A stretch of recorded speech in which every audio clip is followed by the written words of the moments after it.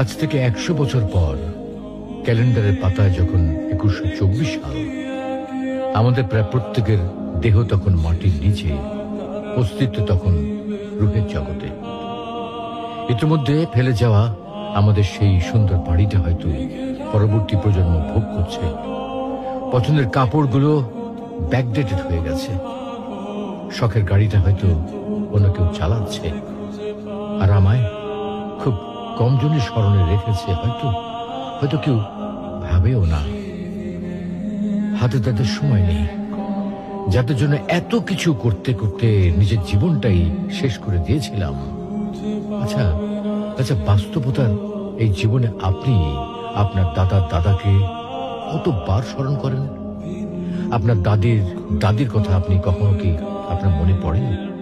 পৃথিবীর বুকে আজকে এই বেঁচে থাকা, এত হইচই, এত মায়া কান্না এভাবেই চলছে। গত হওয়া অসংখ্য